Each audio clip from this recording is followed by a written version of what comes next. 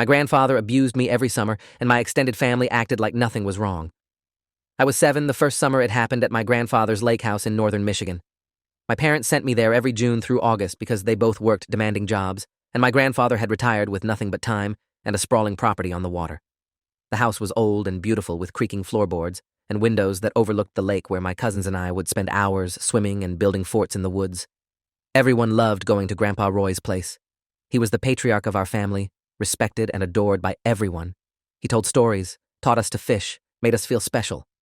But at night, when everyone else was asleep, he would come into the room where I stayed alone and do things that made my stomach hurt and my skin crawl.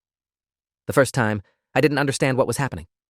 I woke up to his hand over my mouth and his whispered voice telling me to be quiet, that this was our special secret. I was confused and scared, but he was my grandfather, and I'd been taught to respect adults and do what they said. He told me this was how grandfathers showed love to their special grandchildren, that I should feel honored he chose me. When it was over, he reminded me again that this was our secret, and that if I told anyone, they wouldn't believe me, because I was just a kid, and he was Grandpa Roy, who everyone loved. Then he left, and I lay there in the dark, feeling wrong in ways I couldn't name. It happened 3 more times that summer. Each time he would wait until the house was silent and everyone asleep before coming to my room. He'd lock the door quietly, and I'd pretend to be asleep hoping he'd leave me alone, but he never did. During the day, everything was normal.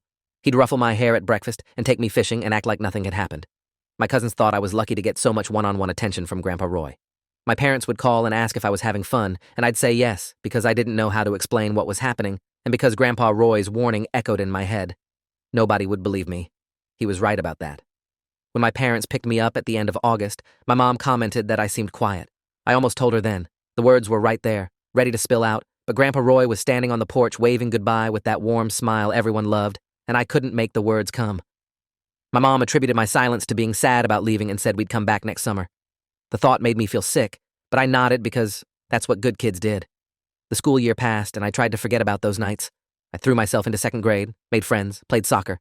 But as May approached and my parents started talking about summer plans, the dread returned. I begged to stay home that 2nd summer. I made up excuses about wanting to go to day camp, with my friends, or saying I was too old for the lake house. My parents dismissed every objection, saying Grandpa Roy was getting older and cherished this time with his grandchildren. My dad said I was being selfish not to want to spend time with my grandfather who loved me so much. That word, love, made my skin crawl, but I couldn't explain why. So in June, I was driven back to northern Michigan for another summer. This time I knew what was coming, and the anticipation was almost worse than the actual abuse. I tried to never be alone, to always stay with my cousins, but Grandpa Roy was patient and clever. He'd volunteer to put me to bed early when I looked tired or suggest I help him with chores that separated me from the others.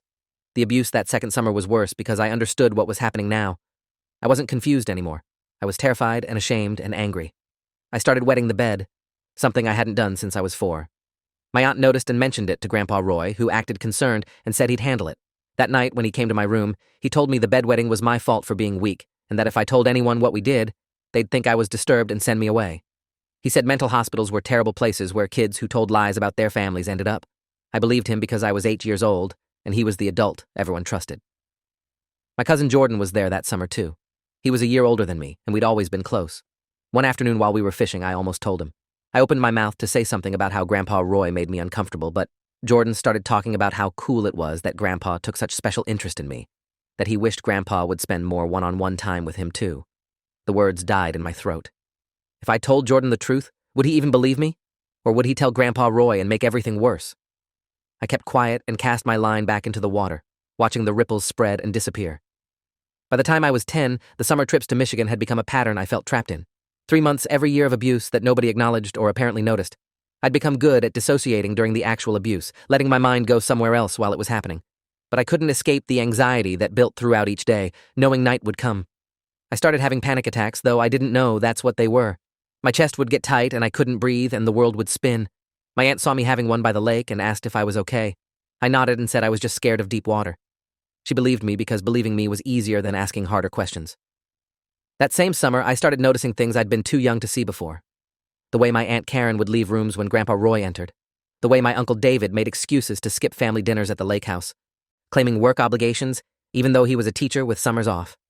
The way my grandmother's old photo albums showed a progression of family gatherings where fewer and fewer people showed up over the years. I found one photo from 1985 of a huge family reunion with at least 40 people. By 2005, the equivalent gathering had maybe 15. People had been disappearing from family events for decades. I didn't understand why yet, but I was starting to sense a pattern.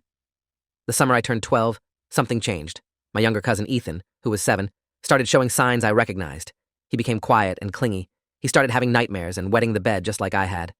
I watched him with growing horror, wondering if Grandpa Roy had moved on to him, or if he was doing it to both of us. One night I stayed awake and heard footsteps in the hallway that paused outside Ethan's door. My heart hammered as I realized Grandpa Roy was going into his room. I lay there frozen, hating myself for not doing anything, for not protecting Ethan the way nobody had protected me. When morning came, Ethan looked the way I must have looked at 7, confused and scared and trying to pretend everything was normal. I decided I had to tell someone. If I couldn't save myself, I could at least save Ethan. That afternoon, when my parents called for their weekly check-in, I asked to speak to my mom alone. I took the phone to my room and closed the door. My hands shook as I held the receiver and tried to find the words. I started by saying I needed to come home, that something was wrong. My mom asked what was wrong, and I said Grandpa Roy was hurting me. There was a long pause.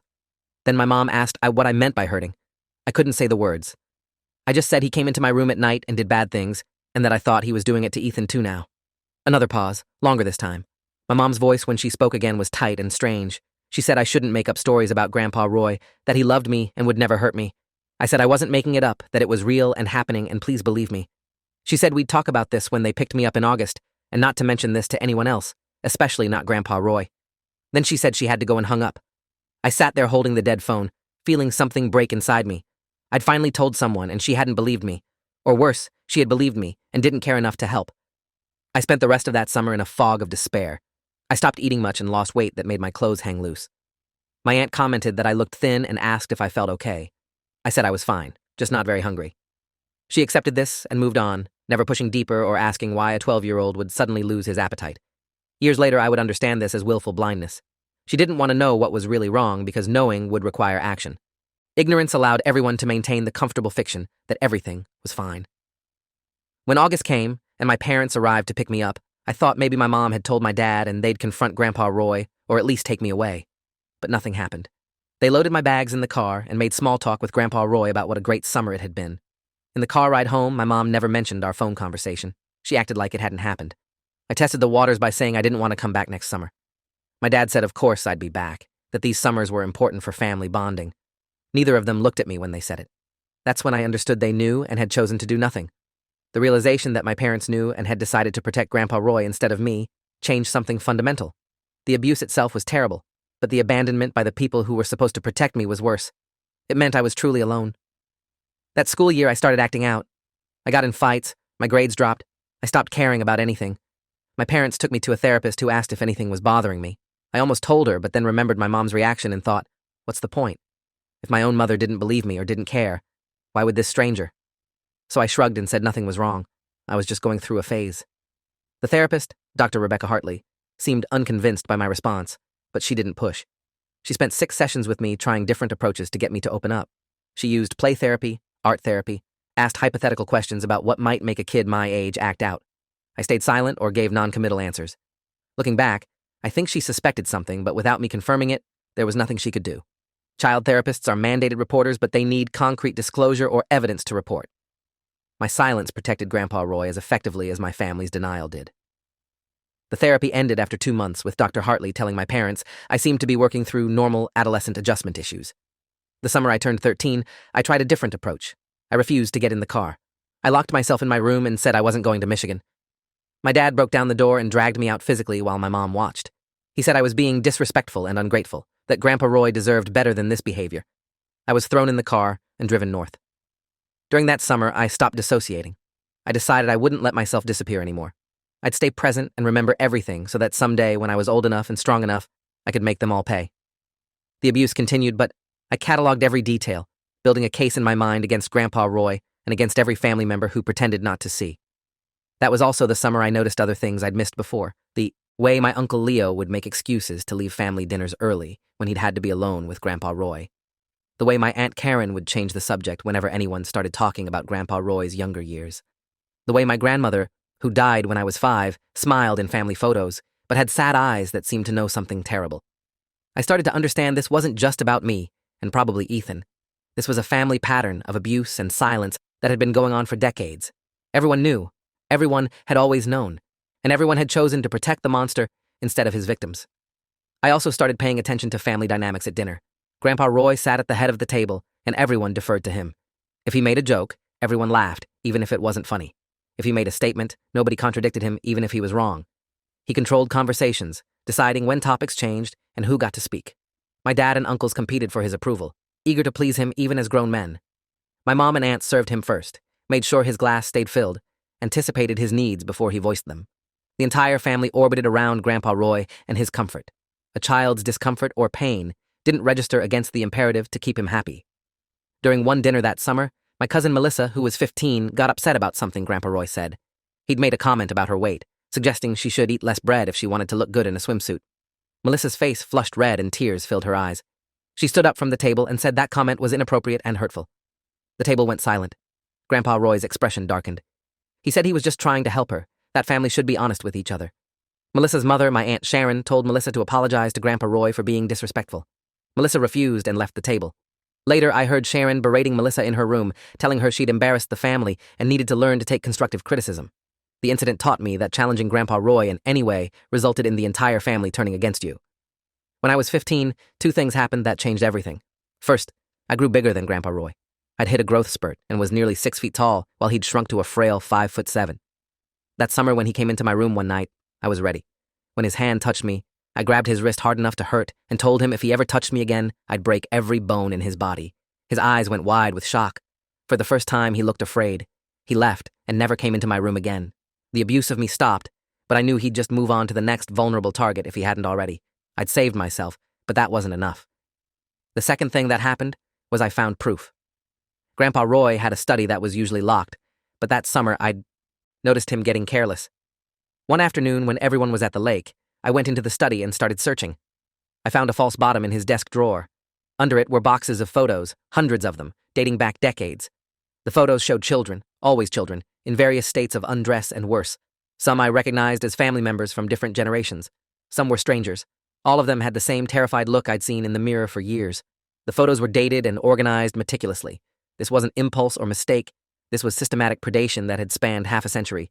I sat on the floor of that study surrounded by evidence of decades of abuse and felt rage unlike anything I'd experienced before. These weren't just photos. They were documented proof of crimes against children that nobody had stopped. I saw photos of my Uncle Leo as a young boy, maybe 6 or 7, with the same dead eyes I'd learned to wear. I saw photos of my Aunt Karen at an age where she should have been playing with dolls, not subjected to what was captured in those images.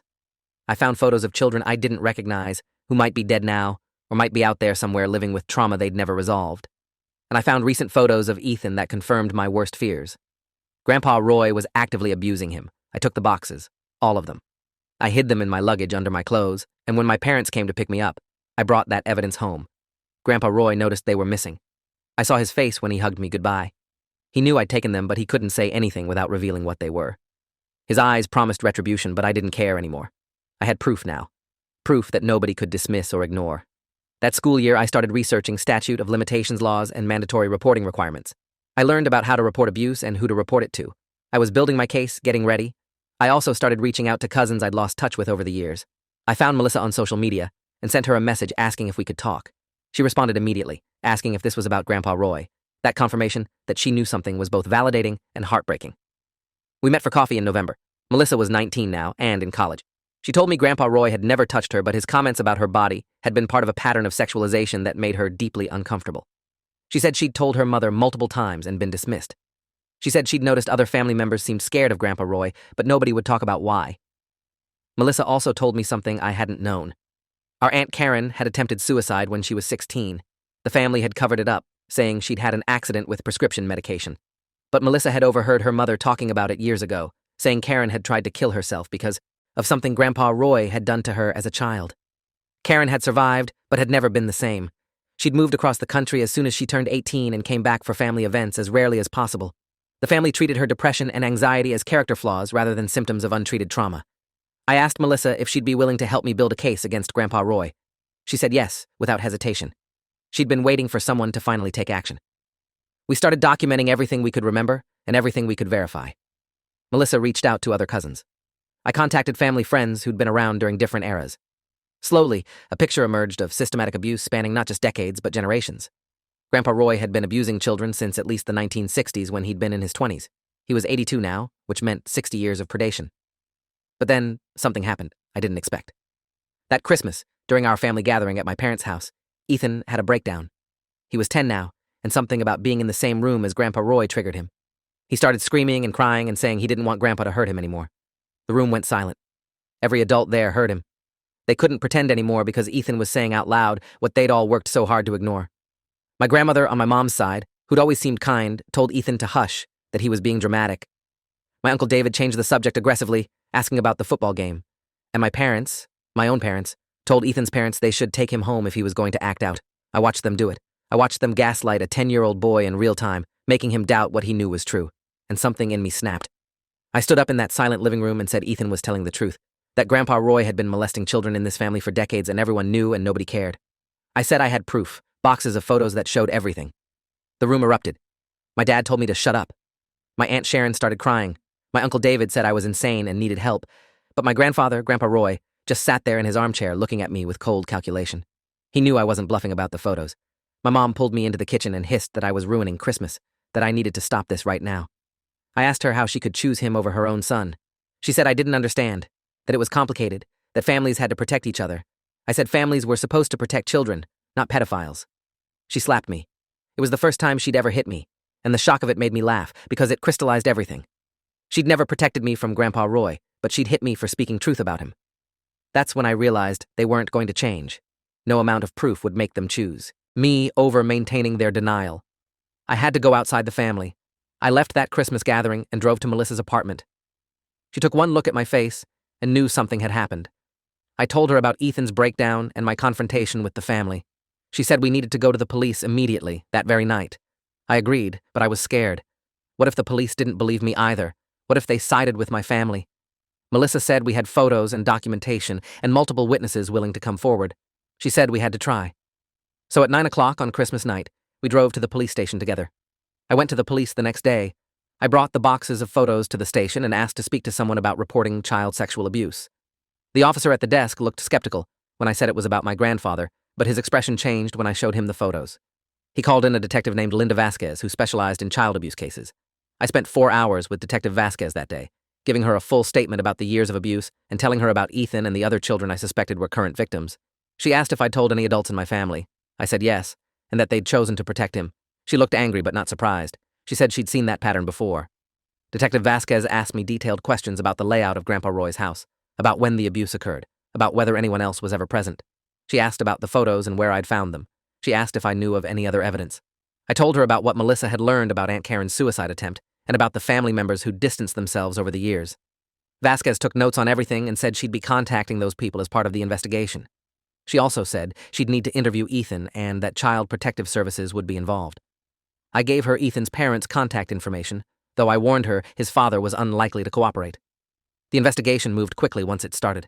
Detective Vasquez obtained a warrant for Grandpa Roy's house and found more evidence than even I knew existed.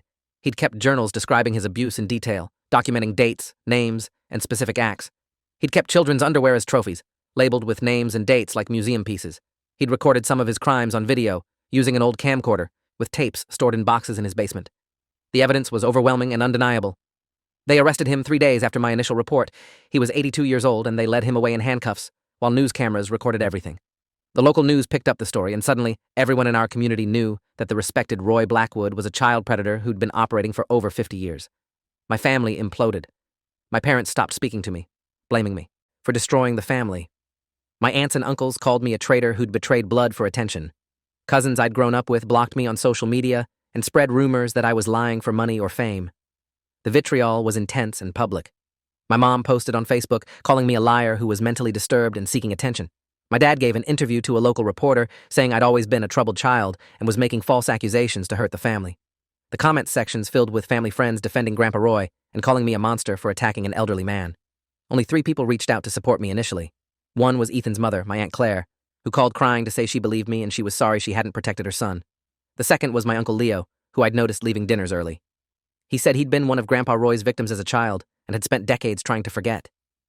He said he was proud of me for being brave enough to speak up when he never could. The third was Melissa, who stood by me through everything, becoming more sister than cousin during those dark months. But then, something unexpected happened. As news of the arrest spread and the evidence became public knowledge, more victims started coming forward. An old family friend named Thomas called Detective Vasquez and said he'd been abused by Grandpa Roy in the 1970s when he'd come to the lake house as a child. A woman named Jennifer, who'd been a neighbor decades ago, said Grandpa Roy had molested her when she was 9. A former church member said Grandpa Roy had been inappropriate with his daughter during youth group activities. Each new victim who came forward validated that this wasn't a family conspiracy against one man. This was one man who'd terrorized multiple generations of children. The DA built a case, but Grandpa Roy's lawyer tried everything to get it dismissed. They argued he was too old and frail to go to trial. They said his health was failing and that prosecution would be cruel. They brought in doctors who testified about his various ailments and suggested he had dementia. They tried to discredit me by bringing up my behavioral issues from middle school, suggesting I was disturbed and unreliable. Detective Vasquez shut that down by explaining those issues were classic symptoms of childhood sexual abuse. They tried to suppress the photos I'd taken, arguing I'd stolen them illegally. The judge ruled they were admissible because I'd been acting to prevent ongoing harm to children. Every legal maneuver failed because the evidence was too strong. During the pre-trial phase, 5 more family victims came forward. 3 were distant cousins I barely knew. 2 were children of family friends who'd spent time at the lake house over the years. Each person described the same pattern of grooming and abuse and family silence. The prosecutors realized this wasn't just about charging one man, but about exposing a family system that had enabled him for half a century. They started investigating whether any family members could be charged with failure to report or child endangerment. My parents hired a lawyer when they realized they might face charges. The realization that my parents might face criminal charges created a new rift in the family. Some relatives thought it was appropriate accountability for their inaction. Others viewed it as vindictive prosecution that was punishing people for being deceived. My dad's brother, Uncle Frank, gave an interview saying the DA was destroying innocent lives and that my parents had been fooled by me, just like everyone else. He claimed I'd never told them about abuse and that I was lying to protect myself from scrutiny. Detective Vasquez released the transcript of my mother's phone call from when I was 12, where I'd clearly disclosed the abuse and been dismissed. Uncle Frank went silent after that. The trial began on a Monday in October. I'd just turned 17 and was prepared to testify. The courtroom was packed with reporters, victims' advocates, and members of our extended family split into factions. Some sat on the prosecution side with me and the other victims. Others sat with Grandpa Roy, there to support him. My parents sat with him. That hurt more than I'd expected, seeing them choose him publicly even after everything that had been revealed. When I was called to testify, I walked to the stand and saw Grandpa Roy's face. He looked smaller and older, but his eyes still had that cold calculation. He thought he'd get away with it somehow. I testified for 3 days. I described the abuse in detail, from that first summer when I was 7 through age 15, when I'd finally been big enough to stop him. I explained how I'd told my mother and been dismissed. I described finding the photos and bringing them to police. The defense attorney, a slick man named Gerald Thorne, tried to rattle me by questioning my memory and suggesting I'd been coached by prosecutors. He asked why I'd waited so long to report if the abuse was real. I explained about the fear and shame and being told nobody would believe me. He asked why I'd continued going back summer after summer if I was being abused. I said because I was a child with no choice, and parents who didn't protect me. Thorne tried to paint me as an attention-seeking teenager with behavioral problems who'd fabricated a story to hurt his grandfather. He brought up the fights I'd been in, the dropping grades, the therapy I'd attended. He suggested I was mentally unstable and prone to fantasy. The prosecutor objected, and the judge sustained it, warning Thorne about badgering the witness. But the damage was visible on some jury members' faces. They were wondering if maybe I was unreliable. Then the prosecutor did something brilliant during redirect. She asked me to describe what was in photo number 127 from the evidence boxes. I described it in detail, a photo showing me at age 9 in a specific location in Grandpa Roy's house, doing a specific activity. The prosecutor then showed the photo to the jury. Everything I'd described was exactly as shown. She did this with 5 more photos, having me describe them before showing them. My memory was perfect. I wasn't fabricating anything. The other victims testified too. Uncle Leo's testimony was particularly powerful. He described being abused by Grandpa Roy starting at age 6 and explained how the family had silenced him when he'd tried to tell, saying it would destroy them if it got out. He described attempting suicide at age 17 because of the trauma and feeling like nobody cared enough to help him. He talked about decades of failed relationships and substance abuse issues that stemmed directly from childhood abuse that was never addressed. His testimony made several jury members cry. It also established that this pattern went back at least 50 years. Aunt Karen flew in from Seattle to testify. I hadn't seen her in years. She looked tired and older than her age, but determined. She described being abused by Grandpa Roy from ages 5 to 13, when she'd finally gotten old enough to physically resist him. She explained how she'd tried to tell her mother, my grandmother, who'd told her not to make trouble and to forgive Grandpa Roy because he didn't mean any harm. She described her suicide attempt at 16 and the years of therapy and medication she'd needed to function. She said she'd cut off contact with most of the family because being around them meant pretending nothing had happened and she couldn't do that anymore. Her testimony established that family members had been told and had actively covered up the abuse. The most damning testimony came from an expert witness, a psychologist named Dr. Patricia Newhouse, who specialized in familial abuse patterns. She explained how families often protect predators because acknowledging the abuse means acknowledging their own failure. She described how enabling family members often become secondary abusers through their silence and gaslighting. She said the pattern in our family, with multiple generations of victims and everyone knowing but pretending not to know, was textbook systematic abuse. She explained that family predators often operate for decades because families prioritize reputation and cohesion over individual members' safety.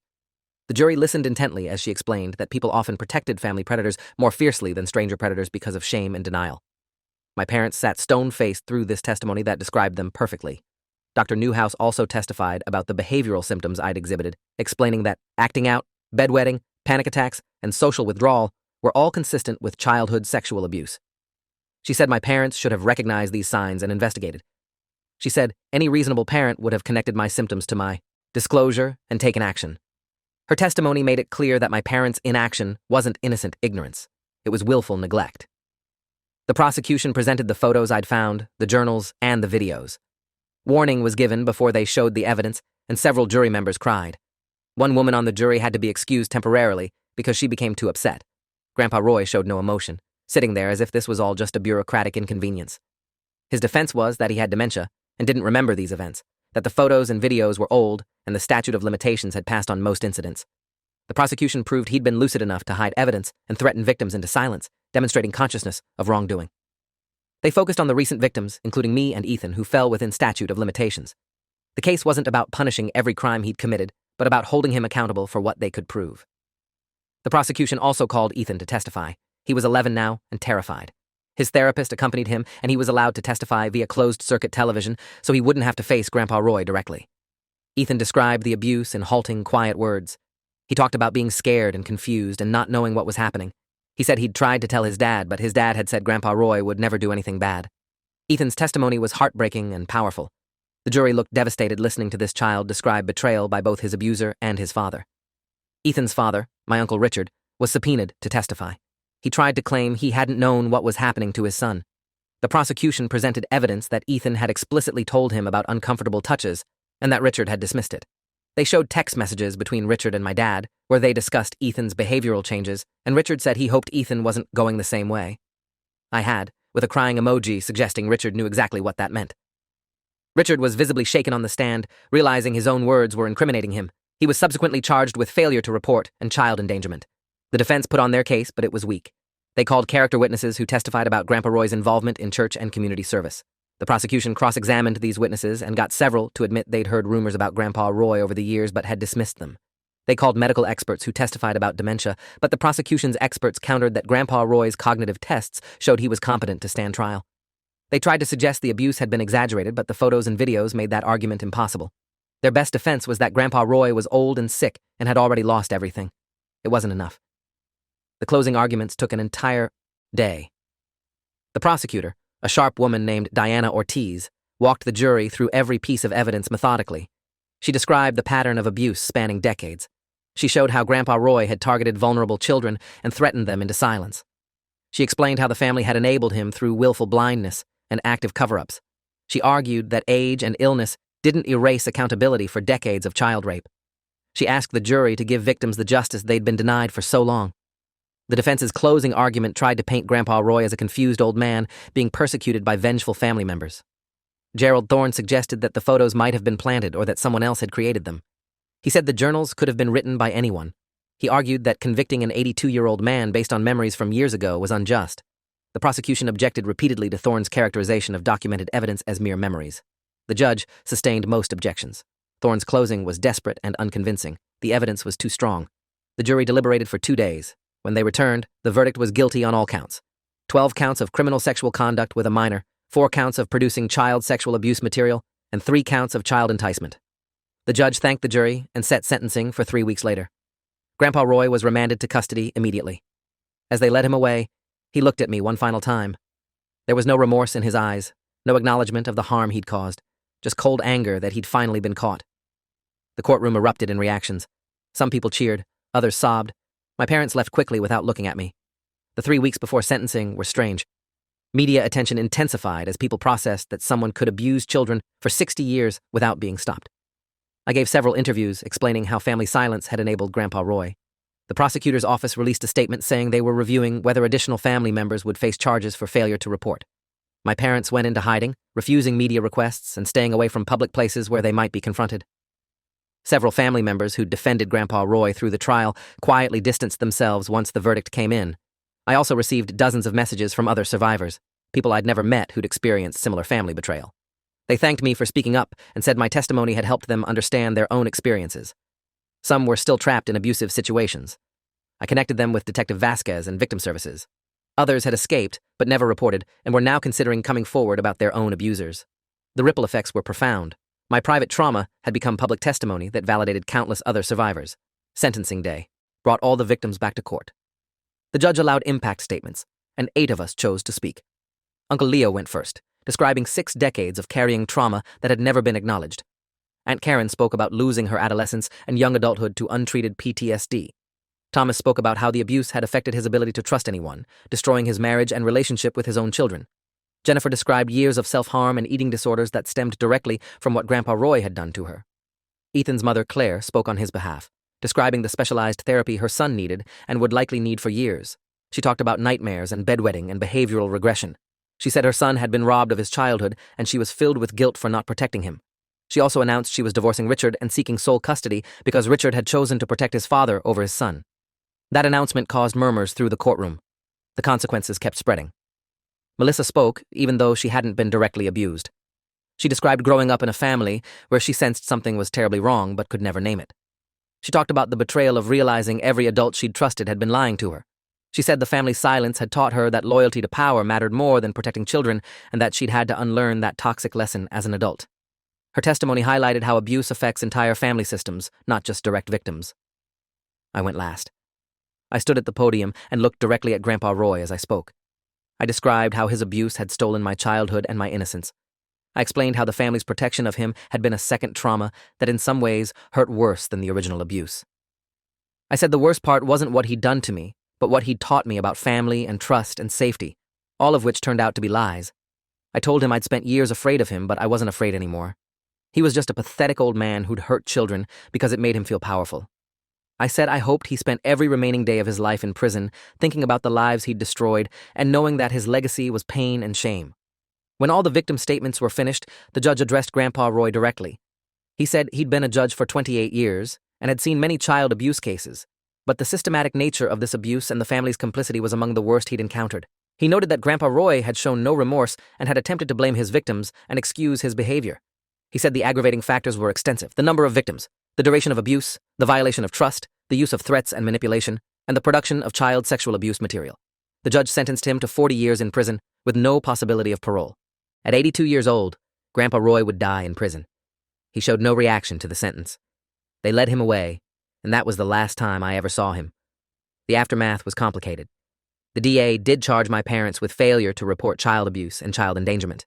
They accepted a plea deal that included probation, mandatory counseling, and having their names added to the child abuse registry, meaning they could never work with children. They lost their jobs because of it. My mom was a school counselor, and my dad was a pediatric nurse. Both careers ended because they'd protected a pedophile instead of protecting children. They blamed me for that too. We haven't spoken in 3 years. I don't miss them. I miss the parents I thought I had, the ones who would have protected me, but those people never existed. Uncle Richard was also charged and convicted of failure to report. He received a harsher sentence because he'd been explicitly told by his son about abuse and had done nothing. He served 18 months in jail and lost custody of Ethan. Several other family members faced civil lawsuits from victims seeking damages for the years of enabling. Aunt Sharon was sued by Karen for knowing about the abuse and doing nothing. Uncle David was sued by Leo. The lawsuits didn't result in huge monetary damages, but they created legal records establishing who knew what and when. The family's denial became impossible to maintain. Several other family members faced social and legal consequences. My Aunt Sharon lost her position on the church board when the congregation learned she'd silenced a child abuse victim. Uncle David's employer, a youth sports organization, terminated him after his testimony revealed he'd known about abuse in the family and failed to report it. Cousin Jordan, who'd been skeptical of my claims initially, publicly apologized and said he'd been manipulated by the family narrative. He cut off contact with relatives who still defended Grandpa Roy. The family essentially disintegrated, split between those who supported the victims and those who still somehow defended Grandpa Roy or blamed the victims for speaking up. Holiday gatherings don't happen anymore. The lake house was sold to pay for legal fees and restitution to victims. The family name is ruined in our community. Local newspapers ran follow-up stories about the case, detailing how dozens of people had known or suspected and done nothing. Several churches and community organizations instituted new child protection policies directly because of our case. The local school district implemented mandatory training for staff on recognizing and reporting abuse. Some of the relatives think the media attention and policy changes are the worst tragedy, that we've been publicly shamed for one man's crimes. I think it's justice and accountability that was 60 years overdue. Ethan is in therapy and doing better. He struggles with trust issues and has difficulty connecting with kids his age because of developmental trauma. But he's making progress. His mother, Claire, has dedicated herself to helping Ethan heal. She became an advocate for child abuse survivors and speaks publicly about the warning signs she missed. She and I have become close. She thanks me regularly for protecting her son when she failed to. I tell her the system failed both of us and that we're rebuilding together. Ethan calls me sometimes just to talk. He's 13 now and starting to process everything that happened. Having someone who understands makes a difference. Uncle Leo and I meet for coffee sometimes. He's in his 50s now and still processing trauma from 40 years ago. He told me once that he'd tried to kill himself twice because of what Grandpa Roy did, and because his family's betrayal made him feel like his life didn't matter. He said my courage to report saved his life because it finally validated that what happened to him was real and wrong. He said for decades he'd thought maybe he'd exaggerated it in his memory or misunderstood what was happening. The trial and verdict confirmed he'd been right all along. Grandpa Roy was a monster, and the family had protected the monster. Aunt Karen and I talk occasionally. She lives in Seattle and has built a life far from the family. She has a partner and a career she loves, and a therapist she's worked with for 20 years. She said testifying was terrifying, but also cathartic. She'd carried shame for 40 years thinking nobody would believe her, or that she'd deserved what happened. Hearing other victims describe the same experiences and seeing Grandpa Roy held accountable lifted some of that shame. She'll never fully heal from what was done to her. Nobody does, but she's building a life worth living despite the trauma. I'm 19 now and in college studying criminal justice. I want to be a prosecutor specializing in child abuse cases. I want to help kids who are where I was, trapped in situations where the people who should protect them are instead protecting their abusers. I give talks sometimes at schools and community centers about recognizing abuse and the importance of believing children. I tell them about how family members can be predators and about how institutions often fail victims. I explain that going to police and breaking family silence is not betrayal, it's survival. Some people don't want to hear it. They want to believe families protect their own. But some people listen, and sometimes after my talks, someone will approach me privately and tell me their story. I also work with a nonprofit that helps survivors navigate the legal system. Many survivors don't report because the process seems overwhelming and they don't think they'll be believed. I help them understand their rights, connect them with supportive detectives and prosecutors, and prepare them for what to expect. Having been through it myself makes me credible in ways professional advocates sometimes aren't. Survivors trust me because I've lived it. I know what it's like to be interrogated by defense attorneys trying to discredit you. I know what it's like to have your family turn against you. I know what it's like to face your abuser in court. That shared experience creates bonds that help people find strength they didn't know they had. Grandpa Roy died in prison last year. He had a heart attack at age 83 and was dead before the guards found him. Nobody from the family went to his funeral except the relatives who'd stood by him through everything. About 8 people attended. I didn't go. I don't feel guilty about that. I'm not glad he's dead, but I'm glad he can't hurt anyone else. His death doesn't undo the damage or bring back the childhoods he stole, but it's an ending of sorts. The investigation revealed he'd abused at least 28 children over 60 years. Those are just the ones we know about. The actual number is probably much higher. The detective who worked our case, Linda Vasquez, retired last year. Before she left, she told me our case was one of the most important of her career because it exposed systemic family abuse and resulted in meaningful accountability. She said usually these cases end with family members protecting the abuser and victims being silenced. Our case ended with the abuser in prison, multiple enablers facing consequences, and policy changes that might protect future children. She said I should be proud of what I'd accomplished. I told her I'd just done what needed doing. She said that's exactly what made it remarkable. Sometimes I still have nightmares about those summers in Michigan. I wake up feeling small and scared and helpless, trapped in that room with Grandpa Roy's hand over my mouth telling me to be quiet. But then I remember that I'm not that child anymore. I'm the person who stood up, who spoke out, who broke the silence that had protected a monster for 60 years. I saved other kids, even though I couldn't save myself soon enough. And in the end, the family that acted like nothing was wrong, they were wrong, and now everyone knows it. Some chose accountability and healing. Others chose continued denial and paid the price.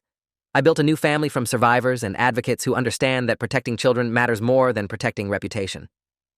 3 years after the trial, I'm finally sleeping through most nights. The nightmares are less frequent. The panic attacks rare. I'm learning that healing isn't linear, but it's possible. And every time I help another survivor report their abuse, every time I see an abuser held accountable, I feel a little more whole. The scars remain, but they don't define me anymore. I define me.